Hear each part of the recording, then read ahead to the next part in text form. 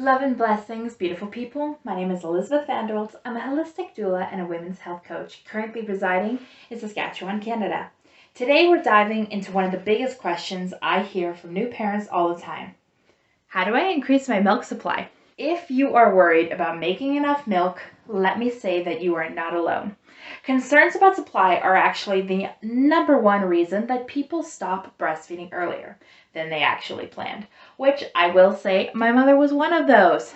So in this video, I'm going to walk you through how milk supply really works and then give you practical and natural strategies that you can use to help your body produce more milk.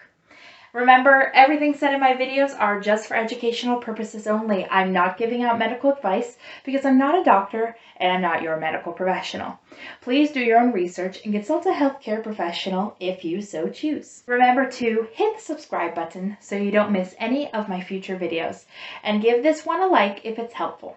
All right, let's get into it, and make sure to stay till the very end to hear, in my belief, a very funny story. So let's talk milk supply basics. First off, here's the truth. Your body makes milk on a very simple principle: supply and demand. The more milk that's removed from your breast, the more milk your body gets the message to create.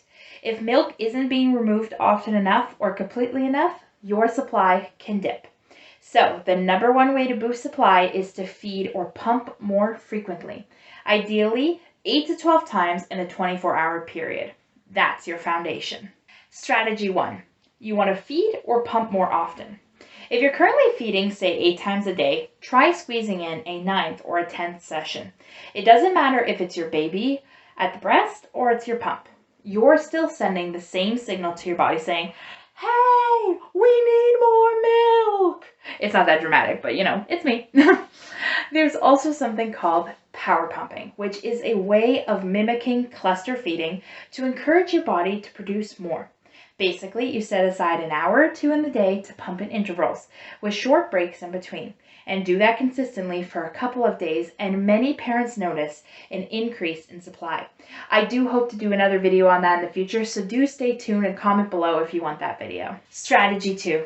Check your baby's latch. Say hi to baby. Sometimes it's not how often you're feeding, but how effective your baby latch is. If your baby's latch is shallow and they're not removing enough milk, it can be a signal to your body to make less. Signs of a poor latch include a clicking or smacking noises, or lips instead of flared out, or pain that doesn't improve after the first few seconds. Ideally, your baby should have a deep latch, taking in the nipple and a good portion of the areola. Please note that the baby's doll is not proper as its nose is way too high. If you are still having pain though, please reach out to a lactation consultant because they're experts when it comes to assessing a latch. Strategy 3.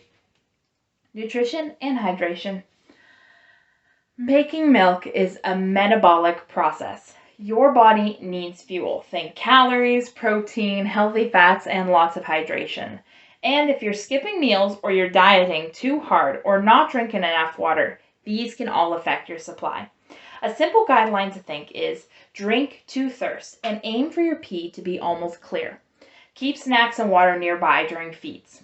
Think anything with oats, anything with brewer's yeast, flaxseed, and herbs like fenugreek or blessed thistle are all commonly galactagogues. And I may be pronouncing that wrong, so apologies. That's just a fancy word for foods and herbs that may support your milk production. Even a daily cup of a mother's milk tea blend can actually really help. Strategy 4 relies on rest and your stress management. Now I know, rest feels impossible with a newborn, but stress and exhaustion really can affect your letdown reflex and supply. Even short naps, warm showers, or asking a friend or a partner to handle a chore while you rest can make a huge difference. When you sit down to pump or feed, just take a deep breath. Try skin-to-skin contact. Look into your baby's eyes, or even watch a video of them cooing.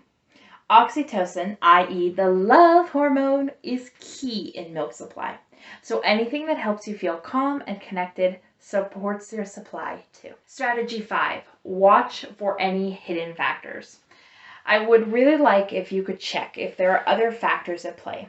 Maybe you are taking certain medications, like peppermint essential oil can actually reduce your milk production in some people, and smoking is a huge one. It can interfere with your supply and affect your health and your baby's. If you're on medication and you've noticed a dip in supply, check with your doctor or a lactation consultant before making any changes. Now for the funny story I promised in the very beginning. So, it may not be funny to you, sorry if it isn't, but to me it is. Last year, our family decided to get a milk cow, and never, in no way, am I comparing you all to cows. But my parents thought milk would be quite similar for cows to women, as in breastfeeding is the same as milking a cow.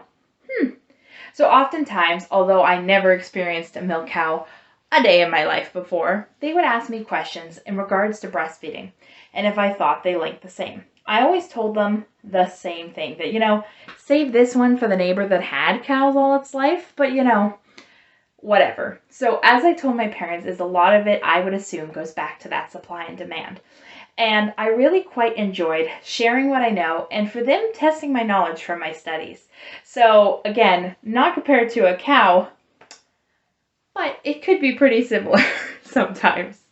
Anyway, back to our regular program. Building and protecting your milk supply isn't about doing just one magic trick. It's about creating the conditions for your body to do what it was designed to do. Remember, every drop of milk you provide is valuable. You are doing an incredible job, even on very hard days. Thank you so much for watching another video. Make sure to hit the subscribe button to find more tips just like these and to support what I'm trying to do, which is bring education to you for free. Anyway, peace.